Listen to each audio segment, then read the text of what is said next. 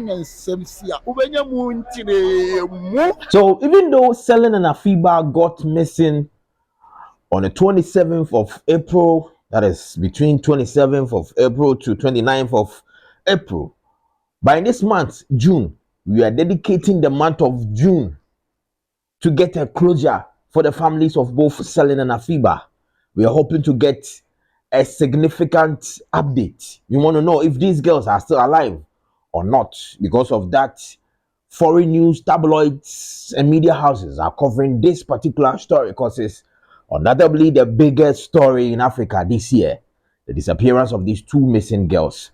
Today, BBC interviewed Celine's sister, Teresa, in the name, and it looks like it's not been easy for the families of both Celine and AFIBA. According to Celine's sister, Teresa, their mother has been sick ever since she heard the news of the disappearance of her beautiful daughter, Celine.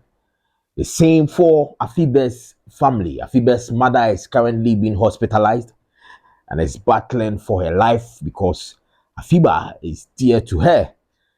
And she just can't believe that her beautiful daughter, AFIBA, has gone missing. So, when BBC interviewed Teresa, in the name, the sister of Celine, who got missing together with her friend AFIBA, she stated a couple of things. And one thing I remember is that she stated that after Blessing got a message from AFIBA, when AFIBA wrote to Blessing that they've been kidnapped by Andrew Amechi at Aba City, according to Teresa, named Celine Sister, she says Blessing told the family of Celine that she didn't see the message on time, and in fact, it took a while before she called Teresa and families of both AFIBA and Celine. But if you remember the interview that Blessing had with Harrison, and in fact, if you check this particular chat, the WhatsApp chat between AFIBA and Blessing, which got leaked by an investigator in the state Sebio, you look at the time frame.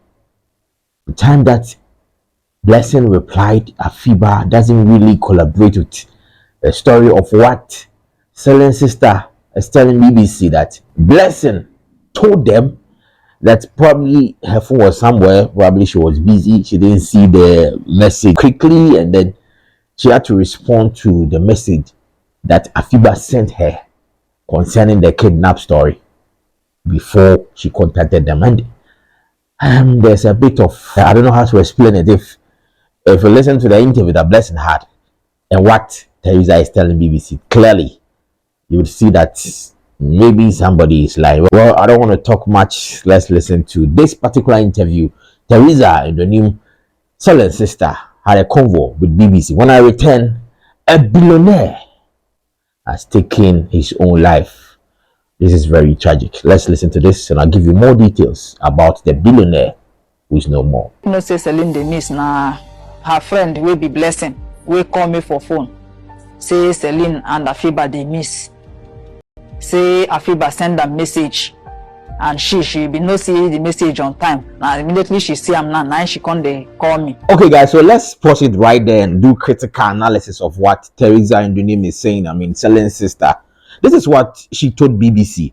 She said Blessing told her that after she received the message, it looks like it took her some time before she called Teresa Ndunim, I mean Celine's sister. But if you look at this particular chat, what I'm sure they probably screenshotted from AFIBA's phone, which they discovered at Andrew's house. This particular chat was posted by Sebio, an investigator in USA, who is working on this case. Let's check out the time frame.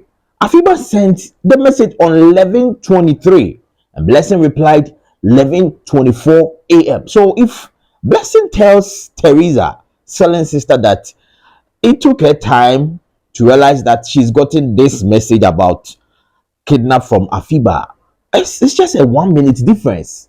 So I don't know. I think, well, unfortunately, Blessings and Harrison's interview was more of like a friendly kind of vibe. We didn't get all these critical questions being asked. But it looks like Blessing probably needs another person to interview her, because 11:23 and 11:24, just a minute difference. Why would she tell Teresa, Celine Sister, that it took her time to notice that message before she reached out to her? Let's continue. Take note, say Celine dey miss abeg. Other news: popular Nigerian billionaire Nick Imudia is no more. He's taking his own life. This is so sad. And according to reports, this man went to stand on his balcony and jumped over it, resulting in his own death. It looks like this man was going through certain things which he was unable to share with either friends or family. And according to his brother, who is in the United States of America, Mr. Nick Imudia called him and directed him. In fact, he instructed him to share his properties in case something happens to him. He never knew his brother was about to take his own life.